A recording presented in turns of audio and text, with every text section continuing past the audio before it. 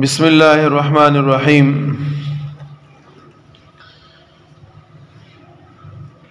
قال حدثنا ابو بکر قال حدثنا سفیان بن عینۃ عن ابن ابی حسین سمعه من شہر بن حوشب يقول اخبرته اسماء بنت یزید رضی اللہ تعالی عنہا وعنہن قالت مر علينا رسول الله صلی اللہ علیہ وسلم في نسوة فسلم علينا۔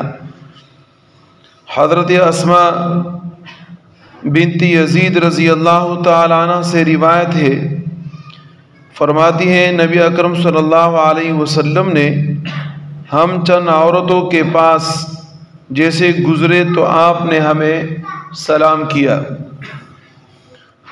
ایک مرد کا کسی اجنبی عورت کو سلام کرنے کے متعلق یہ مسئلہ ہے۔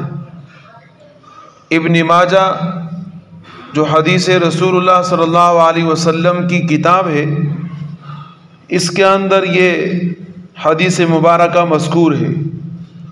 بہت ساری جگہوں پر آپ نے دیکھا ہوگا، بہت ساری باتیں آپ نے دیکھی ہوگی کہ آیا عورت کو سلام کرنا صحیح ہے یا عورت کو سلام نہیں کیا جائے، یہ ایک مسئلہ ہے۔ اس کے متعلق یہ حدیث مبارکہ ہے، نبی اکرم صلی اللہ علیہ وسلم نے عورتوں کو سلام کیا۔ نبی اکرم صلی اللہ علیہ وسلم تو باپ کا درجہ رکھتے ہیں، اس لیے کہ قرآن کریم نے فرمایا النبی اولا بالمؤمنین من انفسہم وازواجہ امہاتہم۔ نبی اکرم صلی اللہ علیہ وسلم سب سے اعلیٰ ہے، باپ کا درجہ ہے۔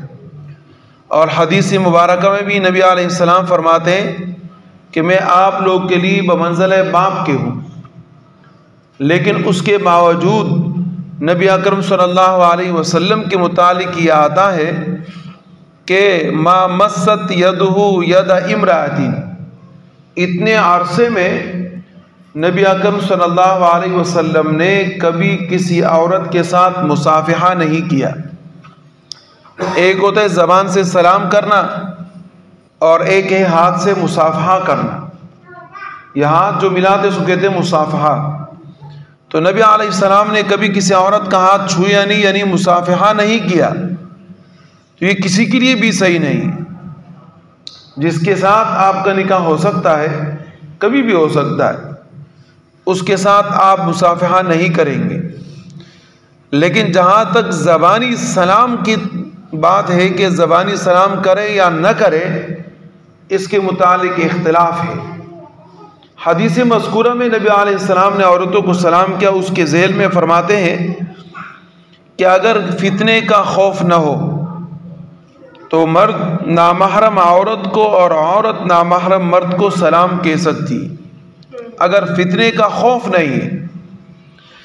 فتنے کا خوف نہ ہونے کی صورت یہ ہے، مثال کے طور پہ کوئی عورت بوڑھی ہو، بوڑھی عورت ہے، اب بوڑھی عورت کو آپ سلام کرتے ہیں یا بوڑھی عورت آپ کو سلام کرتی ہے، تو فتنے کا کوئی خوف نہیں ہے، لہذا سلام کر سکتے۔ اسی طریقے سے کئی عورتیں موجود ہو، ایک آدمی جائے، کئی عورتیں موجود ہیں، مرد نے سلام کر لیا تو اس کے اندر فتنے کا کوئی خوف نہیں ہے۔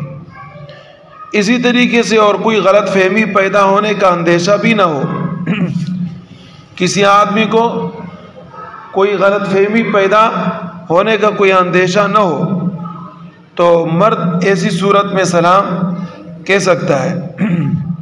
جوان عورت کا تنہا مرد کو یا مرد کا جوان عورت کو سلام کرنا خرابیاں پیدا ہونے کا باعث ہے، اس لیے اس سے اجتناب کرنا ضروری ہے۔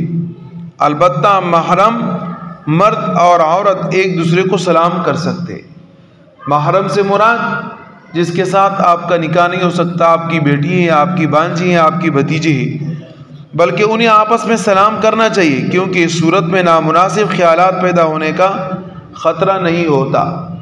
ظاہر محرم ہے تو رشتہ آپ نے نبھانا ہے، آپ کو سلام کرنا چاہیے۔ مصافحہ ضروری نہیں ہے، لیکن سلام کرنا ضروری ہے، اس لیے کہ ان کے ساتھ آپ کا نکاح نہیں ہو سکتا اور ایک دوسرے کے ساتھ تعلق قائم رکھنا ضروری ہوتا ہے۔ اس سے یہاں سلام کی اجازت ہے، لیکن غیر محرم عورت کو سلام کرنے کی اجازت نہیں۔ اللہ پاک ہمیں عمل کی توفیق عطا فرمائے۔